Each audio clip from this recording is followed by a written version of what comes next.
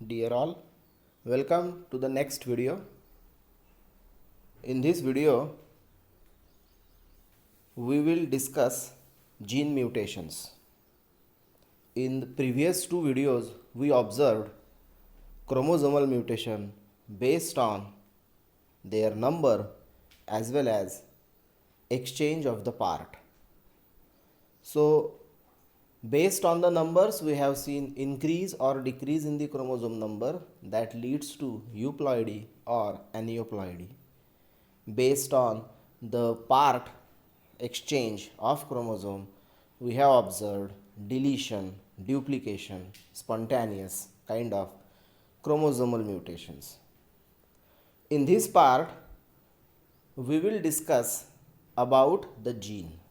So, we are not talking about the whole chromosome, we will be talking about the gene present on the chromosome, a single gene present on the chromosome. तो आप सब लोगों को तो पता ही है कि there are several genes present on the chromosome. जैसे कि अगर human chromosomes consisted human cell consisted of 23 pairs of chromosome, total 46 chromosome.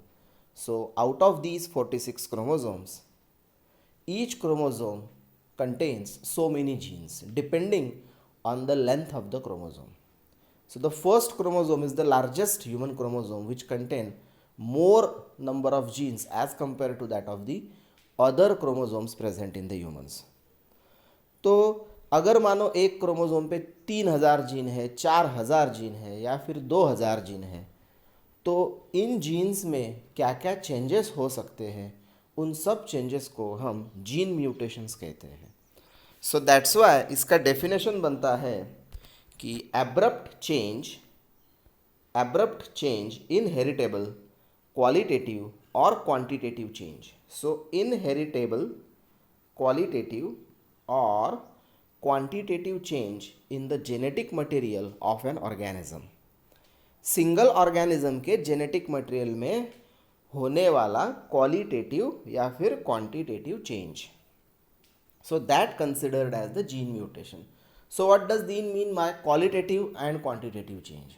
सो जैसे पूरे जीन के सीक्वेंस में खाली एक ही न्यूक्लियोटाइड या फिर दो न्यूक्लियोटाइड में चेंज होता है और उसके वजह से पूरा फिनोटाइप अगर चेंज होगा तो that will be considered as qualitative.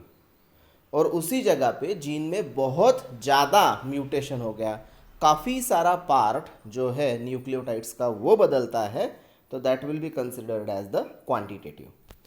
So in all if you observe the whole central dogma of molecular life, then you will let to know that in case of any organism, DNA considered as the first genetic material which is responsible for all the changes as well as the phenotypic effect that occurred in an organism. So इसका मतलब ये है कि जो कुछ भी करने वाला है वो डीएनए है, पर खाली डीएनए ही ये सब कुछ में टेक पार्ट नहीं करता. Because you must know that the DNA which we are talking about that needs to be converted into RNA, which is called as ribosomal RNA, messenger RNA, और ट्रांसफ़र RNA. तो ये जो DNA है उसका RNA में conversion होना बहुत ज़रूरी है. DNA मतलब डीऑक्सीराइबोन्यूक्लिक एसिड एंड RNA मतलब ribonucleic acid, and you know the difference very well. तो DNA is double stranded which leads to converted into RNA which is single stranded, और इन तीनों RNA में से messenger RNA forms the protein, whereas other two like transfer RNA and ribosomal RNA helps in the process of protein synthesis. So that's why I have made a sequence over here that if a change in DNA sequence that occurred, that leads to change in the corresponding RNA sequence, और अगर उसके RNA sequence में change होगा तो that leads to change in the amino acid sequence, that is protein, because you all know that proteins and enzymes both are exclusively made up of amino acids. Different types of amino acids. तो DNA में अगर change हो गया तो RNA में change होगा, RNA में change हो गया तो प्रोटीन में चेंज हो गया। सो ये तो एक जेनेटिक लैंग्वेज है। Okay, so if change in one word that leads to change in another word in another language. So that is how अगर डीएनए में चेंज होता है तो आरएनए में चेंज होगा, आरएनए में चेंज होता है तो प्रोटीन में चेंज होगा। तो ये चेंज कैसे होगा, उसके लिए हमें एक एग्जाम्पल ऑब्जर्व करना होगा, और एग्जाम्पल नीचे एक्सप्लेन किया हुआ है। So look at this procedure which tells you the exact process that how mutations occurs. तो इसमें अभी ऑब्जर्व करो that this is a double stranded DNA molecule. तो अभी ये जो है ये पूरा तो जीन का सीक्वेंस नहीं ड्रॉ किया गया है। I have chosen only few nucleotides from the DNA to make you understand how the process occurs. तो डबल स्ट्रैंडेड डीएनए है, तो इसका ये हो गया स्ट्रैंड नंबर 1 और ये हो गया स्ट्रैंड नंबर 2। ओके, अब इन स्ट्रैंड्स में 1 और 2 स्ट्रैंड्स का सीक्वेंस ऑफ ऑब्जर्व करो। स्ट्रैंड नंबर 1 का सीक्वेंस है ATG GAC GGG AAT TAA and exactly corresponding sequence will be observe in strand number 2। दूसरा स्ट्रैंड जो है वो एग्जैक्ट कॉम्प्लीमेंट्री है, and all you know that there is a Chargaff rule, and all you know that A is always join with T and G is always join with C और vice versa. तो adenine और thymine की जोड़ी बनती है और cytosine और guanine की जोड़ी बनती है। ये तो हमने पढ़ा हुआ है एंड आप ये 10th स्टैंडर्ड में भी पढ़ चुके हो। तो हम इन जोड़ियों की बात करते हैं that makes a double stranded DNA molecule. अब इस डीएनए मॉलिक्यूल में ट्रांसक्रिप्शन होता है। ओके, ट्रांसक्रिप्शन का मतलब होता है आरएनए सिंथेसिस। तो मानो पूरा एंटायर डीएनए है, पूरा क्रोमोसोम है, वो पूरे क्रोमोसोम पे जहाँ जहाँ सिस्ट्रॉन है मतलब जीन है, मतलब जीन का सीक्वेंस है, तो उन सभी सिस्ट्रॉन्स पे जीन के सीक्वेंस के प्रमोटर रीजन पे ये आरएनए पॉलीमरेज एंजाइम बाइंड करता है और वो ये ट्रांसक्रिप्शन प्रोसेस को इनिशिएट करता है।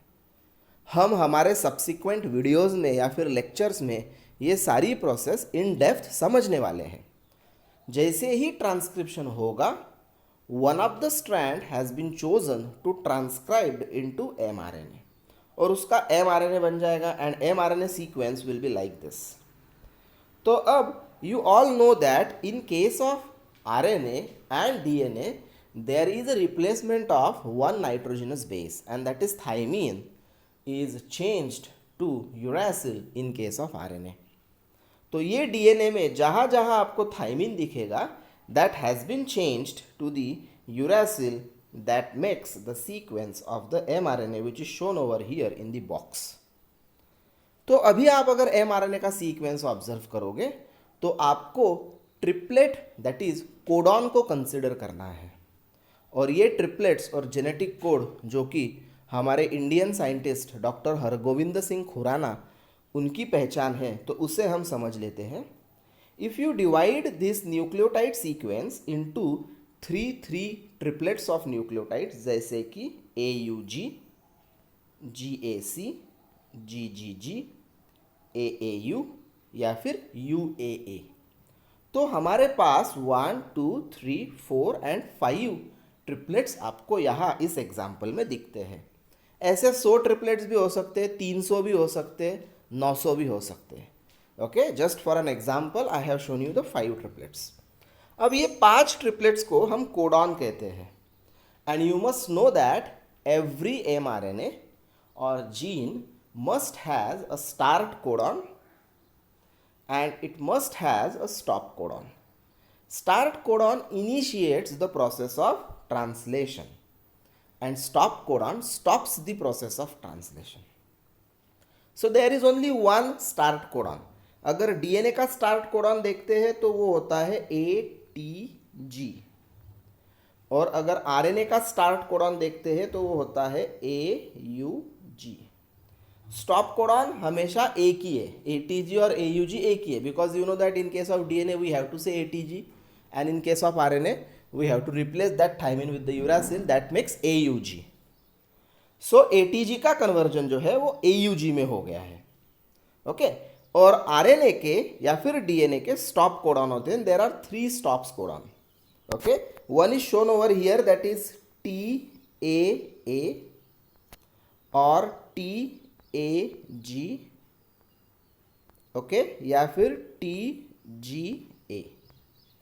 और जहां जहां T दिख रहा है आप वहां U लगा दो, that will be the stop codon for RNA, like UAA, UAG और UGA. Just you have to replace U over here with the T. Okay, so that's the very simple point. तो ये stop codon है. इसका मतलब stop codon कोई भी amino acid को code नहीं करता है. दैट्स वाई वी से it is a stop codon. और ऐसे 3 होते हैं.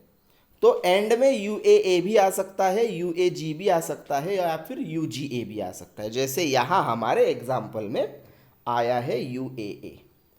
तो UAA will not code for any amino acid. Rest of all them code for amino acid. Okay so ये सारे अमीनो एसिड को कोड करेंगे और ये UAA वाला जो है वो किसी भी अमीनो एसिड को कोड नहीं करेगा. तो लेट्स सी कौन किसको कोड करता है. तो अगर आप जेनेटिक कोड का टेबल निकालोगे, so there are 64 possible codons, out of which 3 will be stop codon. Hence 61 codons will code for different 20 amino acids. तो AUG है तो वो हमेशा मिथियोनिन को कोड करता है. GAC है तो वो एस्पार्टिक एसिड को कोड करता है, ASP. ट्रिपल G है तो वो ग्लाइसिन को कोड करता है. और AAU है तो वो एस्पार्जीन, ओके ASN उसको कोड करता है. तो ये सारे एमिनो एसिड्स हैं. And these all 4 amino acids that are joined together by a peptide bond to form the polypeptide chain. और ये आगे जाके मॉडिफाई करके बनाता है protein. This is the central dogma of molecular life. तो इस सीक्वेंस में कहीं भी कुछ भी अगर चेंज होता है तो that leads to change in the sequence of amino acid and finally leads to the change in our protein. और यू नो दैट अगर प्रोटीन बदल गया तो उसका फंक्शन बदल जाएगा. फंक्शन बदल गया तो एबनॉर्मेलिटी भी डेवलप हो सकती है या फिर गुड कैरेक्टर्स भी डेवलप हो सकते हैं. We have observed so many examples in genetics with the abnormalities. One of the best example is sickle cell anaemia, where the change in single nucleotide leads to formation of sickle cell shaped RBCs. Okay so ये है हमारा example. तो इस example को और इस background को समझते हुए हम अभी ये सारे टाइप्स ऑफ जीन म्यूटेशंस को 1 बाय 1 करके समझ लेंगे. First of all we will observe कि म्यूटेशंस होते क्यों हैं. तो होते क्यों हैं और किसकी वजह से होते हैं.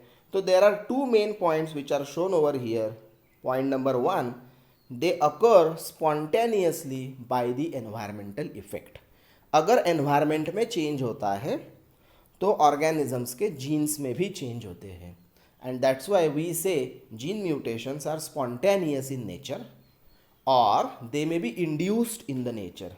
तो उसे कोई तो भी इंड्यूस्ड करता है या उसकी वजह से होते हैं. So who induced these kinds of mutations.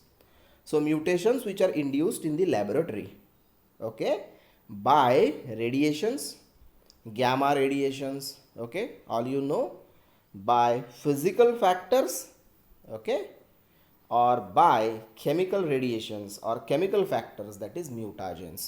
जैसे इथिडियम ब्रोमाइड केमिकल है वो कार्सिनोजेनिक है, that leads to change in the mutation of the DNA, that leads to change in the sequence of the DNA. Gamma radiations, UV light, UV radiations, those are also dangerous harmful radiations which leads to change in the sequence of the DNA. तो ये सारे different types है by which mutations occur. Okay and you have to find out what are radiations that allow mutations, what are physical factors that allow mutations and what are chemical factors that allow mutations. आपको खाली list बना के रखना है, you don't need to go into the detail.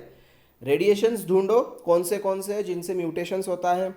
Physical factors ढूंढो कौन से हैं जिनसे म्यूटेशंस होता है. और फिर केमिकल फैक्टर्स भी ढूंढो. Just make a list and make a note of it that these are the factors which leads to formation of the mutations.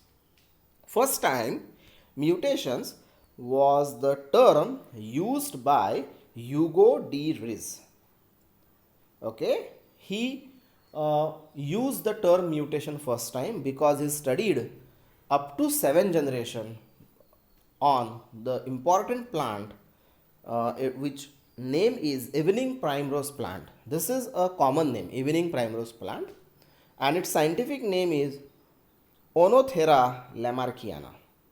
तो ओनोथेरा लैमार्कियाना प्लांट के ऊपर ह्यूगो डी रीज ने बहुत रिसर्च किया, पढ़ाई किया, ब्रीडिंग किया उनमें, plant breeding, and he observes lot of phenotypic changes in this plant, and all of these phenotypic changes occurred in the plant due to the mutations, and that's why he called such change, spontaneous change in the DNA sequence as a mutations. Okay, so all credit goes to Hugo de Rhys for the name used as mutations, the term used as the mutations. Okay, so ये जो part है ये evolution का बहुत basis part है, और evolutions mutations की वजह से होता है. That was a big theory of Hugo de Rhys, and we will discuss this theory in detail in the chapter evolution. So now what kinds of gene mutations are there? So हम सीधे मुद्दे पे आते हैं. अभी mutations के कौन से टाइप्स हैं और ये टाइप्स किस प्रकार से होते हैं. So there are several ways by which we can classify these gene mutations. इसके टोटल 7 ways है, आप देख सकते हो. First way is according to type of a cell. Okay, this is the first way, according to type of a cell. The second way is according to size and the quality of a cell. Size की quality cell की और size वो देख के हम mutations ढूंढ सकते हैं. Then the third is according to the origin, कहाँ म्यूटेशंस हो रहा है, that is according to the origin. The fourth one is the according to direction. Fifth one is according to the magnitude of phenotypic effect. Then sixth one is the according to change in amino acid, and 7 is the according to types of chromosomes. तो ये 7 types है, 7 ways है by which we can classify these gene mutations. So we will observe each okay in depth. उसमें से कुछ तो बहुत easy है और वो देख के ही समझ में आ जाते हैं. जैसे कि नंबर 1 पे चलते हैं, according to type of cell. Now all of you ने दैट आप कोई भी ऑर्गेनिज्म ले लो, sexually reproducing organism, it consist of 2 main types of cells. First cells are called as somatic cells and the second one as the gametic cells. Somatic cells are those cells which are also termed as vegetative cells. That means the cells which do not take part in the process of reproduction at all, and they divide by mitosis. Whereas the gametic cells or germ cells, those are the reproductive cells which directly take part in the process of reproduction, okay, and they divide by meiosis. Okay, so अगर mutation somatic cell में होता है तो उन mutations को हम कहेंगे somatic mutations. It means the mutations which occurred in the somatic cells of the organism, those are considered as somatic mutations. Example, malignant growth of cancerous cells. तो ये कैसा एक जगह पे हो गया, पूरे बॉडी में नहीं हुआ है म्यूटेशंस, एक ही जगह पे हुआ है, कुछ सेल्स के अंदर हुआ है, 10 15 20 25 सेल में हुआ है, और फिर वो उसके आजू बाजू विसिनिटी वाले सेल्स में म्यूटेशंस करवा रहा है. So it is not occurring in the whole body like cancerous cells. Okay, but gametic mutation जो होता है वो गैमेट में होता है. तो मानो स्पर्म पूरा म्यूटेट हो गया या फिर एग म्यूटेट हो गया और उनका फ्यूजन बन के जाइगोट बनेगा, तो पूरा जाइगोट भी उसमें म्यूटेशन आएंगे. And you know that zygote is the first cell of live organism.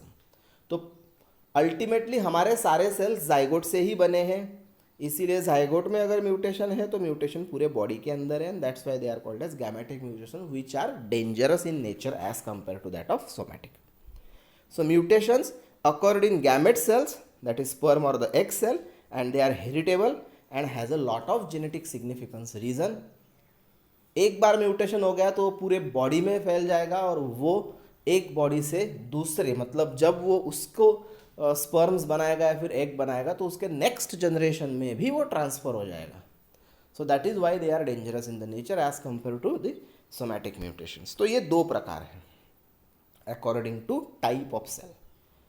अगर अकॉर्डिंग टू साइज या फिर क्वालिटी के हिसाब से देखते हैं तो first is the point mutation. Mutations occurred in very small segment of DNA molecule. एक तो सिंगल न्यूक्लियोटाइड या फिर न्यूक्लियोटाइड की पेयर, पॉइंट म्यूटेशन। जैसे कि यहाँ ये है ट्रिपलेट्स, हमने इसको देख लिया था। अभी इन ट्रिपलेट्स में अगर कुछ चेंज होता है, मानो GAC की जगह पे GTC होता है या फिर GCC होता है, तो that leads to the change in this amino acid and such kind of mutations are considered as point mutation. क्यों? क्योंकि ये एक न्यूक्लियोटाइड में हो या फिर दो में हुआ या फिर चंद न्यूक्लियोटाइड्स में हुआ, so that's why it is considered as the point mutations. Okay, sickle cell anaemia is the example. जैसे उन पॉइंट म्यूटेशन में अलग अलग प्रकार है। आपको देखने को मिलेगा कि नॉर्मल सीक्वेंस अगर मानो ये है, this is the normal sequence जिनकी हम बात कर रहे हैं। देखो सीक्वेंस समझ लो, ATG AAC GAAC। अब ये नॉर्मल सीक्वेंस है न्यूक्लियोटाइड का। इसमें अगर पॉइंट म्यूटेशन हुआ तो पॉइंट म्यूटेशन कैसे हो सकता है? पहला पॉइंट म्यूटेशन बेस सब्सटीट्यूशन। मतलब देखो अभी यहाँ क्या हुआ, observe the green colour and the sequence ATG AAG GAAC. Now you will see over here that C is replaced with G and this is called as the base substitution. क्या हुआ इसमें? C की जगह पे G आ गया. That's why I wrote over here that C changed to G. Okay. Then next is the base addition. If you observe over here, look at the red circle. Okay, ATA, and look at the red circle over here, AA. You will observe that in case of AA there will be addition of T. That makes is T is added in between 2A. That is why there will be a change in the sequence. Sequence change हो गया, इसे कहते हैं base addition. Base deletion भी होता है जहाँ पे एक आध बेस पेयर डिलीट हो जाती है। जैसे आपको यहाँ दिखेगा AAC, यहाँ है AC, मतलब A निकल गया, A is deleted, adenine is deleted. और सब्सटीट्यूशन म्यूटेशन भी होता है जहाँ पे आपको मिलेगा कि सब्सटीट्यूट मिल गया, as you will see over here AAC उसकी जगह पे आ गया CCG, पूरा न्यूक्लियोटाइड सब्सटीट्यूट हो गया, AAC is replaced with CCG। These kinds of mutations are there which are known as point mutation. अभी आपको यहाँ दिख रहा है दो प्रकार के पॉइंट म्यूटेशन, बेस एडिशन और बेस डिलीशन। उसकी वजह से एमिनो एसिड के ट्रिपलेट की, न्यूक्लियोटाइड के ट्रिपलेट की जो है वो फ्रेम बदल जाती है। जैसे फ्रेम तो नॉर्मल सीक्वेंस ऑफ देखो ATG AAC GAA, ओके। और बेस एडिशन की वजह से क्या फ्रेम बनी है देखो, ATG ATA CGA। तो AAC का फ्रेम बदल गया, GAA का फ्रेम बदल गया, बेस डिलीशन की वजह से भी फ्रेम चेंज हो गई, and that's why these are also known as frame shift mutations, because there will be change in the frame of the triplets of mRNA. So it is very simple. Next is the type which is called as according to origin. और origin का हमने तो देख लिया, अगर mutations environment की वजह से होते हैं तो वो है spontaneous mutations, suddenly in the nature and their origin is not known. Mutations which occur suddenly in the nature due to the environment और उसका ओरिजिन हमें नहीं पता है, ऐसे म्यूटेशंस को हम स्पॉन्टेनियस म्यूटेशन कहते हैं या फिर बैकग्राउंड म्यूटेशन भी कहते हैं।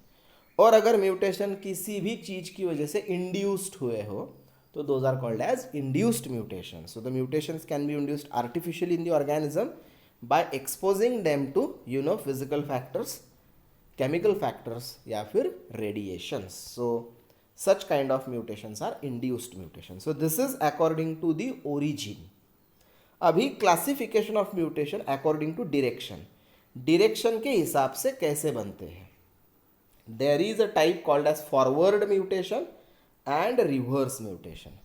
अभी forward mutation का मतलब होता है एक ऑर्गेनिज्म है उसमें एक जीन वाइल्ड टाइप है, जैसे कि हमने in case of skin colour, coat colour, in rabbit में देखा था agouti, that one will be the wild type, and that has changed to chinchilla, Himalayan, and then albino.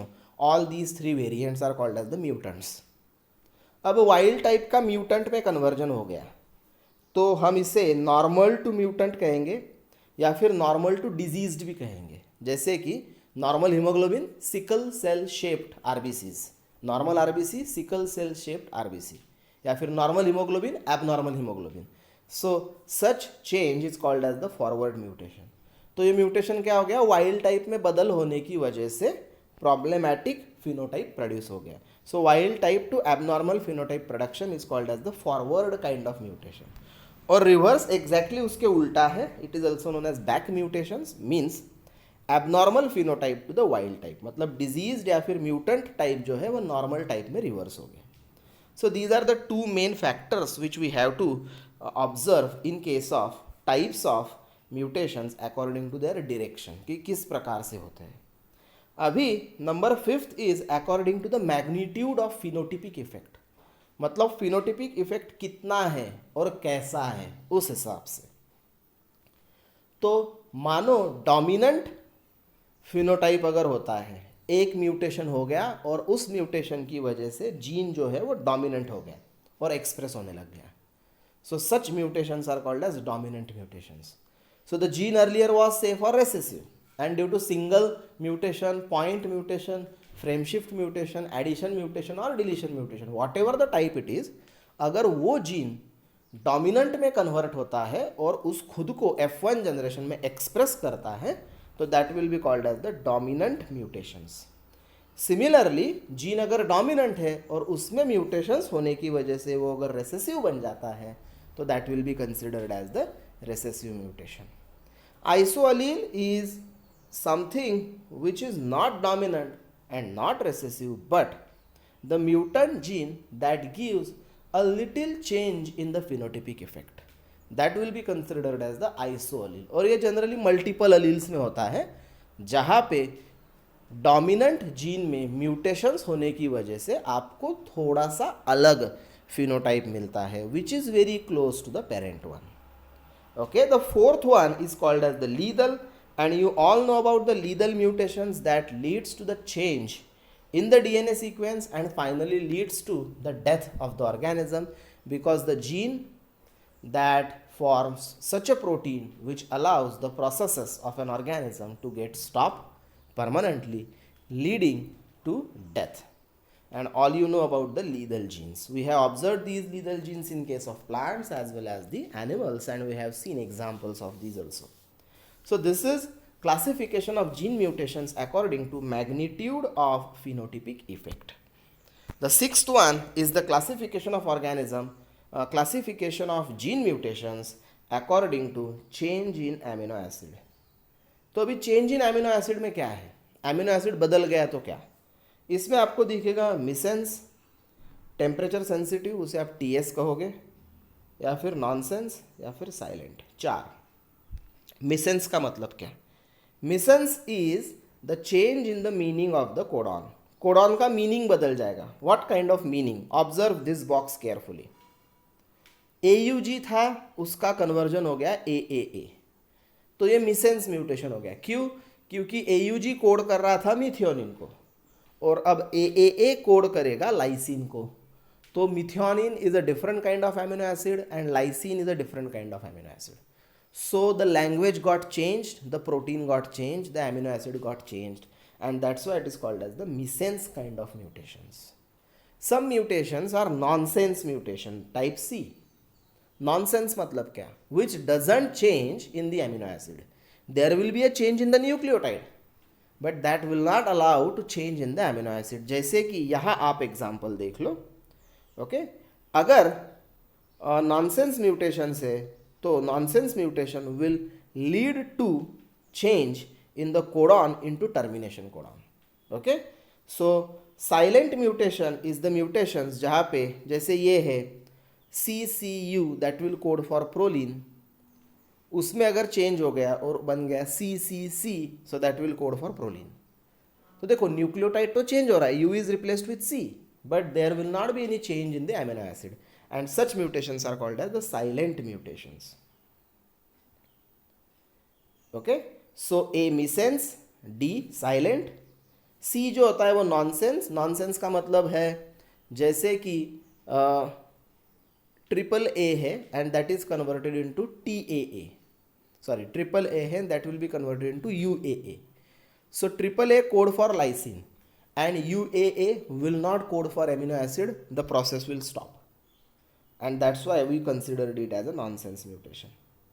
और टेम्परेचर सेंसिटिव म्यूटेशंस ईजी होते हैं अगर 25 degree Celsius में एक protein normally behave कर रहा है, वही प्रोटीन 35 डिग्री सेल्सियस में एबनॉर्मली बिहेव करेगा, and that leads to change in the DNA sequence due to the temperature. So the forward protein is active, formed protein is active at one temperature, say for 25 degree Celsius, and it becomes inactive at another temperature, say for 35 degree Celsius. So ये ऐसे 4 प्रकार के mutations हमें amino acid में देखने को मिलेंगे. First is missense, second is temperature sensitive, third is nonsense and fourth is silent. तो सिंपली बता देता हूँ, मिसेंस AUG converts to AAA, that's why amino acid methionine converts to lysine. ये हो गया मिसेंस. टेम्परेचर सेंसिटिव, 25 डिग्री सेल्सियस में protein normally काम कर रहा है, 35 डिग्री सेल्सियस में प्रोटीन एबनॉर्मली काम कर रहा है, इसलिए उसमें कुछ म्यूटेशन हुआ है, वो हो गया temperature sensitive TS. Nonsense mutation, mutation AAA code for lysine and UAA doesn't code for any amino acid, the process of translation will stop, called as nonsense mutation. And silent mutation, there will be a change in the nucleotide but that will not allow the change in the amino acid, जैसे कि CCU change to CCC, but proline will remain as proline because both codons code for the proline. And such mutations are very important in genetics that we have to understand. So type number 7 is according to the type of chromosomes. जैसे कि type of cells था somatic cells and the germ cells, gametic cells, वैसे यहाँ है types of the chromosome, autosomes and sex chromosomes. Autosomes, all you know, the chromosomes which do not take part in the sex determination are called as autosomes, and the sex chromosomes are those chromosomes which do take part in the determination of sex. Those are called as sex chromosomes. Like in case of humans, male has X and Y and female 2X, 2X. Okay, so that is very easy. अगर उनमें कुछ change होता है, autosome में होते हैं तो autosomal कहेंगे हम, और सेक्स क्रोमोसोम में होते हैं तो सेक्स क्रोमोसोम कहेंगे. ऐसे ये 7 टाइप्स है by which we can classify these gene mutation. Okay, so again the point we discussed today is not completely available in our NCERT as well as state board syllabus, but I make this note here and I explain you this point because there is a relevance of this point to different parts of the chapter present in NCERT as well as in our state board. Okay, so we have to also understand these gene mutations, chromosomal mutations, based on the number as well as based on the exchange of the fragments. तो ये तीनों type हमने इन 3 video में समझ लिए. Okay, अभी next video की शुरुआत हम अगले दिन करेंगे और उसमें हम और different ways, okay, to find out as well as to understand different chapters, उनको हम समझ लेंगे. Okay, so thank you very much for watching the video. Hope you enjoyed it.